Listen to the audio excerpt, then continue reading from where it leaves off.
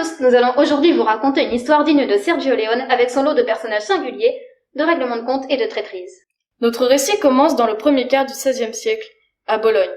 Scipione del Ferro, le bon dans cette histoire, un mathématicien resté peu connu, enseigne sa discipline à l'université.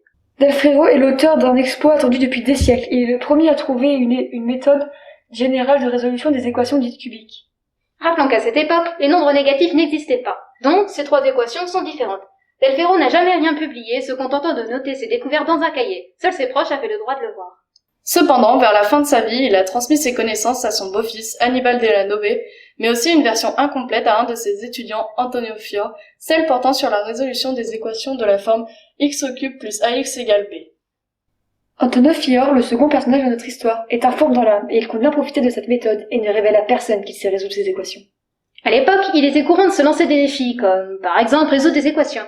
Antonio Fior profite de son avantage. Connaître cette méthode lui permet de remporter plusieurs concours. En 1535, un concours l'oppose à un autre mathématicien, un concours qui va entrer dans l'histoire.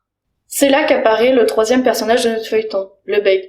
Il s'agit de Tartaglia, ainsi surnommé à cause d'une blessure reçue en 1512 lors du sac du Brescia par les Français. Un sabre lui a fendu le palais et la mâchoire, il en garda un défaut de parole et son surnom le bègue.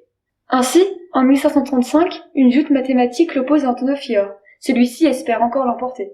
Chacun des deux mathématiciens connaît une méthode de résolution. Il propose 30 équations à son adversaire qu'il sait résoudre, et le perdant doit offrir 30 banquets au vainqueur. Les équations proposées par Fior sont toutes du type x au cube plus ax égale b, x au cube plus ax au carré égale b. Tartaglia pose des problèmes plus variés, et Fior se retrouve à résoudre des équations du type x au cube plus ax égale b. Aucun ne sait comment résoudre les équations proposées par le camp adverse.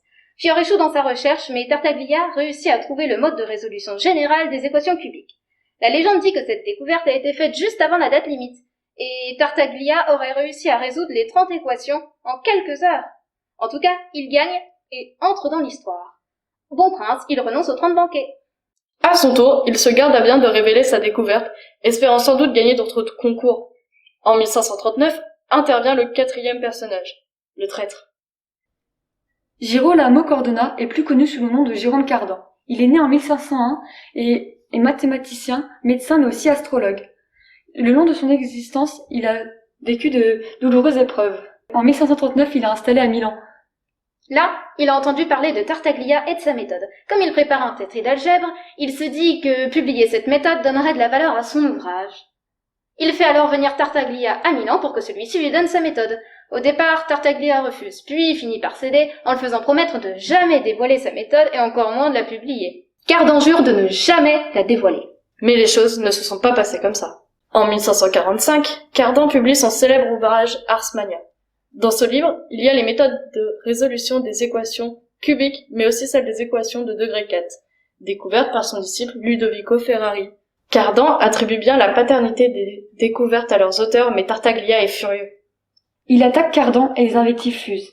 Cardan réplique en disant que Scipione del Ferro a découvert la méthode avant Tartaglia et qu'il s'est senti alors libéré de son secret. En 1546, Tartaglia publie un livre dans lequel il révèle sa version de l'histoire, sans masquer le parjure de Cardan et en l'insultant.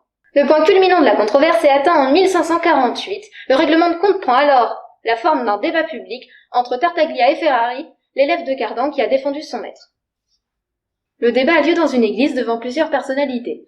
Ferrari l'emporte et se voit offrir de nombreuses propositions d'emploi. Il choisira le poste de percepteur du gouverneur de Milan et devient riche.